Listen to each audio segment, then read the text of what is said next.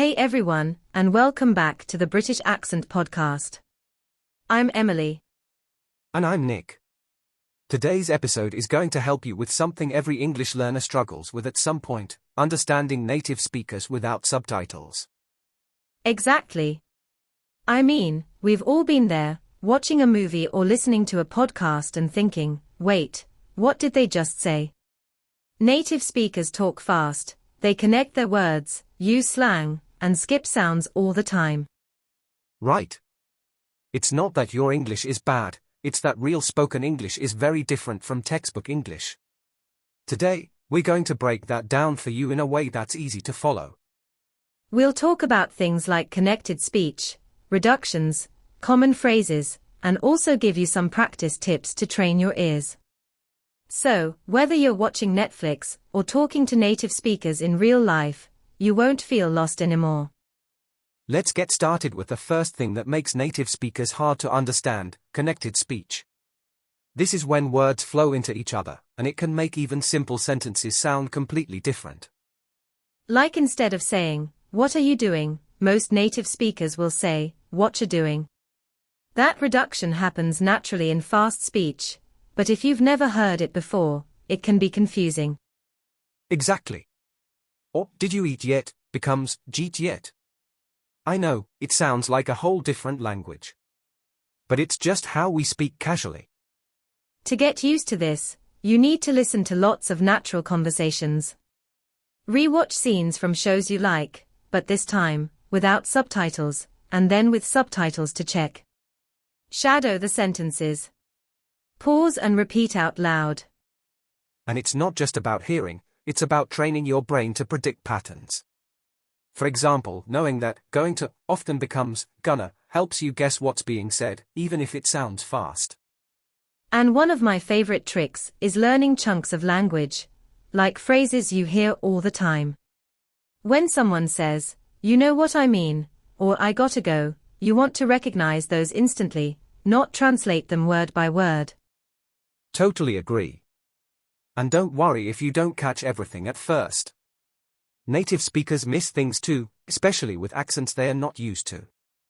The key is to keep listening and be okay with not understanding every single word.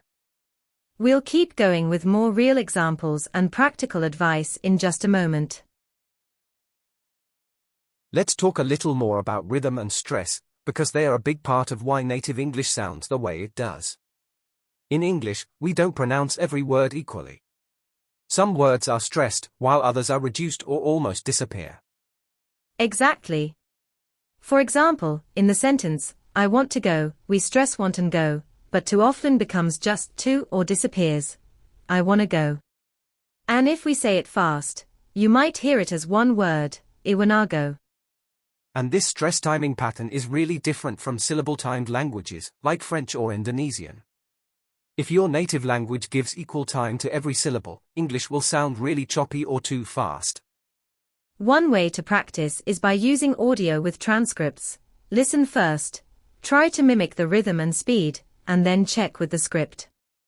Apps like Youglish or YouTube with auto captions can help too. Let's do a quick mini listening practice right here. I'm going to say a short sentence naturally, and you try to guess what I said. Ready? Okay, listeners, get ready. Nick, go ahead. Do you want to grab something later? Did you catch that? He said, "Do you want to grab something later?" But it came out like, "Do you want to grab something later?" Totally natural in everyday speech. That's how most people would say it in real life. If you're only used to textbook English, this kind of sentence can sound too fast or even unclear. But once your ears get used to it, it becomes easier. Another good example is this one, "I should have told you." That's "I should have told you," but we reduce should have to shoulda. You'll hear things like coulda, woulda, mighta all the time. Exactly. These reductions aren't wrong or lazy, they are just informal, fluent, and very native. We use them naturally, especially in casual conversations with friends or family. Also, keep in mind, subtitles don't always capture these changes. Sometimes subtitles write the full version, like should have, even if the speaker clearly said shoulda. That's why listening practice is essential. Right. Reading alone won't train your ears. You have to actually hear real speech, and not just once. Repetition is your best friend here. Listen again and again until your brain starts to recognize patterns automatically. Another helpful trick. Use podcasts like ours or audiobooks where you can control the speed. Start slow, then work your way up to natural speed. Don't feel bad for slowing things down. You're building muscle, you're listening muscle. And don't forget, some native speakers have accents that might be harder to understand at first. That's okay. Exposure to different English accents, American, British, Australian, and more, will make you more adaptable. Yeah, you don't need to understand everyone perfectly right away. But the more you listen, the more your ears will adjust. It's just like learning a new song. The first time, it sounds unfamiliar, but soon you start singing along. In the next part, we'll go deeper into how to practice with movie scenes, YouTube interviews, and how to shadow real conversations for better results. Stay with us, this is where things get fun. Ask ChatGPT. Alright, let's talk about using movies and TV shows as a training tool, not just for fun, but for improving your ability to understand native speakers without subtitles. Yeah, but not just watching passively. The trick is to study the way they speak. You can take a short scene, like 30 seconds, and go really deep with it. First, play it with subtitles, then play it again without them, and then try to repeat what you heard. Exactly. And pay attention to how fast they speak, how words are connected, and what words they stress. If someone says, "I dunno what he's doing," that's short for, "I don't know what he is doing," but nobody says it like that in real life. You'll hear dunno, gonna, wanna, and even things like lemme, gimme, oughta, all these are super common in real speech. Recognizing them will help you follow conversations much better. You can also use the shadowing technique. That means you listen to a sentence, then pause and repeat it exactly the way the speaker said it. Try to copy their rhythm, speed, and pronunciation, like you're acting. You might feel a bit silly at first, but it really works. Even professional interpreters use shadowing to train their ears and mouths to move together. It builds your listening and speaking skills at the same time. And if the dialogue is too fast, just slow it down. Most video platforms let you reduce the speed to 75%, or even 50%. Start slow, and gradually go back to normal speed as your brain gets used to the sound. Also, don't try to understand every single word. Focus on the main idea first. If you catch the meaning, that's a win. You can always go back and look up new phrases later. A really helpful exercise is writing down what you think you heard, then checking it against the actual subtitle. That will show you where you're missing sounds. Maybe you didn't catch a contraction, or you missed a linking sound. Right, and that awareness helps you tune your ears better next time. The more you notice these details, the more confident you'll feel when listening to real English conversations, even without subtitles.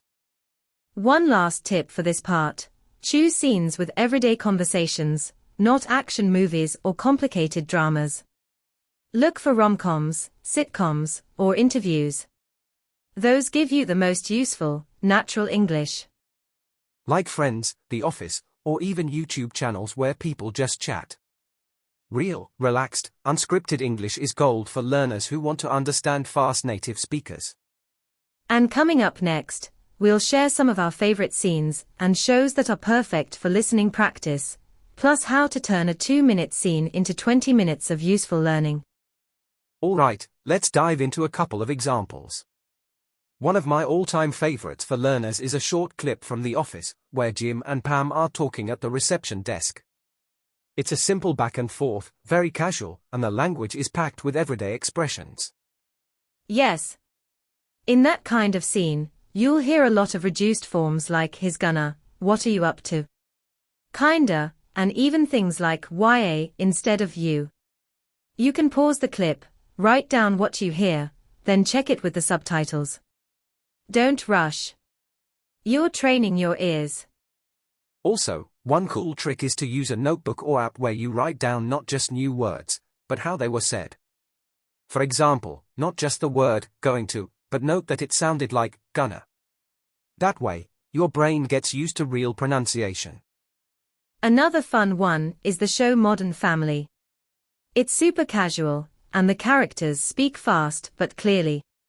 The family setting gives you so many useful phrases, from arguments to small talk to making jokes. Perfect for practicing listening without relying too much on subtitles. YouTube interviews are great too. I like to search for interviews with actors or YouTubers I enjoy, and slow them down to 75%. I listen to how they answer questions, how they pause, how they react. You'll notice how natural English is not always grammatically perfect, but it flows. Exactly. You'll hear things like, like, you know, I mean, and lots of sentence fragments. Don't be afraid of those. That's how we talk. Real English isn't textbook English, and the more you listen, the more you'll realize that understanding meaning is more important than understanding every word. And that's key. Don't panic when you miss something. Your goal is to understand the rhythm, the structure, the tone, not perfection. That comes with exposure and time. Listening is like lifting weights. The more representatives you do, the stronger your brain becomes at recognizing fast speech. Also, try talking out loud while you watch. You don't have to get it perfect. Just repeat a few lines after the character. This helps your mouth and ears work together. It builds confidence and trains you to sound more like a native speaker, too. You can even record yourself. Listen back. Compare how you say things with the original. Where's the rhythm different? Where did you miss the stress or intonation? That kind of reflection can really accelerate your progress. Totally. And it's okay to use subtitles sometimes. Just remember, your ultimate goal is to not need them. So, use them as a stepping stone, not a crutch. Gradually challenge yourself to switch them off and trust your ears more and more. Let's break down another useful strategy, chunking. This means listening to English in short, meaningful pieces instead of word by word. Native speakers don't speak word by word, they speak in chunks like, you know what I mean, or, I'm not sure about that. Start training your ears to catch these phrases as one idea instead of separate words. That's so true. Chunking helps you process English in real time. If you always try to translate each word, it slows you down. But when you hear a chunk like at the end of the day, you immediately know what it means without needing to think about each word. It's all about recognition and reaction. And once you start noticing these chunks, you'll hear them everywhere. They repeat so often in conversations, movies, podcasts. Try making a list of the chunks you hear in a video. You can even turn it into a listening game. Can you catch 5 or 10 natural phrases without using subtitles? And when you catch one, pause and repeat it out loud. Pay attention to how it feels to say it. Are there sounds that get dropped? Are some words blended together? Like do you wanna instead of do you want to? This is how spoken English works. It's not lazy, it's natural. Right. It's like music, there's a rhythm. And when you train your ears to that rhythm, understanding becomes way easier, even when the speaker talks fast.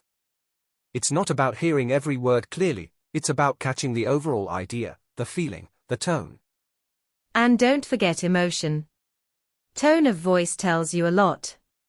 A person might say really. But depending on their tone, it could mean surprise, doubt, interest, or sarcasm. Listening without subtitles lets you practice hearing those things too, and that's just as important as understanding the words. That's a great point. Listening isn't only about vocabulary. It's also about emotion, intent, and context. If you're always reading subtitles, you might miss the emotional clues in someone's voice. But if you close your eyes and just listen, you start picking up all those little signals. And here's another tip. Don't stress if you don't understand everything.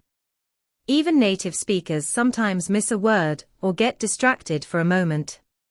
What matters is that you can follow the conversation overall. If you understand the context, your brain will naturally fill in the gaps. Absolutely. It's not about being perfect. It's about getting comfortable with the sound of English. Let yourself relax when you listen. Focus on catching the key words, the verbs, the nouns, the feeling. Those are the anchors that help you stay connected to what's being said. And don't forget, re-listening is powerful. If you didn't catch something the first time, play it again. The first time, focus on the overall meaning. The second time, try to catch specific words or phrases. The third time, maybe you'll hear something you missed before. Every round trains your ear. That's how you build familiarity. You're not just learning the words, you're learning the sounds, the flow, and the patterns. And over time, your brain starts to predict what's coming next in a sentence. That's when you really start understanding without subtitles. And one more thing, choose content that interests you. Don't just pick something because it's labeled for learners. If you love cooking, listen to cooking shows. If you're into sports, find podcasts or interviews about that. You'll pay more attention, and your brain will remember more. That's such good advice. If it feels like a chore, it won't stick. But if you're enjoying it, if you're laughing, thinking, or feeling inspired, your English grows naturally. It becomes part of your life, not just a study subject. Exactly, Nick. And when English becomes part of your life like that, you stop translating in your head. You stop trying to match every word to your native language. Instead, you begin to think in English, to feel the meaning in real time, and that's when things really start to flow. You know, I think one of the most underrated tools for getting to that point is shadowing. You listen to a sentence and repeat it immediately, trying to copy the pronunciation, rhythm, and emotion. It's a great way to train both your ears and your mouth, and it helps with understanding native speakers too, because you're copying how they naturally speak. Yes. Shadowing helps you get used to real speech, the way words connect, how some sounds disappear, how others get stressed. And even better, it helps you notice these patterns more when you hear them again. You're not just listening, you're engaging with the language. And let's be honest, you're going to miss some things sometimes. You might hear a slang phrase or an idiom you don't know. But that's okay. That's normal. The important thing is to stay curious. Ask yourself, what could that mean from the context? Or look it up later. Every new phrase is a chance to grow. Right? And the more you expose yourself to natural speech, the less afraid you'll be of making mistakes. You realize that English isn't about being perfect, it's about being understood, about connecting with people, about expressing yourself. That's what native speakers do all the time. They say they repeat themselves, they pause mid-sentence, and it's all part of how real conversation works. Exactly. It's not like a textbook. Real English is full of pauses, half-sentences, and emotion. When you accept that, you become a better listener, because you're not listening for perfect grammar, you're listening for meaning. And another thing to remember is that understanding native speakers is also about understanding culture. Sometimes we use expressions or references that come from TV shows, movies, or cultural habits. For example, someone might say, "Let's touch base next week," and if you've never heard that phrase before, it might sound confusing. But once you learn it means, "Let's talk again," or "follow up," it becomes easier to recognize in the future. Right. And those little expressions, like, "no worries, you bet," or "what's up," come up all the time. If you never hear English in real conversations, like on podcasts, YouTube videos, or even in casual chats, you might miss out on them. That's why we always recommend listening to how English is used in real life, not just in exams or textbooks. Yes, and if you're ever watching a show or a video and you don't understand something, pause and replay that part. Ask yourself, is this an idiom? A fast phrase? A connected speech moment? Then repeat it aloud. You're not just practicing listening, you're also building a feel for the language. And you'll notice this shift gradually. Maybe at first you only catch a few words. Then, after a while, you catch the main idea. Then suddenly, one day, you're watching an episode of something without subtitles and realizing, hey, I understood almost everything. It's a process. It's not about being perfect, it's about progress. And you know what helps a lot with that progress? Consistency. Just 15 to 30 minutes of listening to natural English every day can totally change your ears. Whether it's a podcast like this one, a YouTube video, or even voice messages from a friend, it all adds up. Bit by bit, your brain adapts. Your ears become sharper. Exactly, it's like training at the gym. You won't see the result after one workout, but after weeks and months, you'll be amazed at how much stronger you are. It's the same with understanding English. Native speakers will stop sounding like they're speaking too fast. You'll realize they're not really speaking fast, your ears just weren't used to the rhythm yet. And it's so rewarding when you start picking up those little things. Like how we often say gonna instead of going to, or lemme instead of let me. At first, it might sound like a blur, but over time, your brain goes, I know this sound pattern, and it clicks into place. Exactly. And don't worry if it takes time. Everyone has their own pace. Just keep going, keep listening, keep speaking, and you'll get there. So if you're listening right now and thinking, wow, I still struggle to understand native speakers, remember, that's okay. You're already doing the right thing by exposing yourself to real English like this podcast. Every moment you spend listening is helping your brain tune in, just like turning a radio dial until it's finally clear. Exactly. And we hope this episode reminded you that native English isn't something mysterious, it's just about rhythm, connected speech, and practice.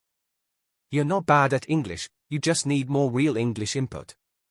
Bit by bit, your ears will catch more, your confidence will grow, and you'll start feeling like, hey, I can understand this.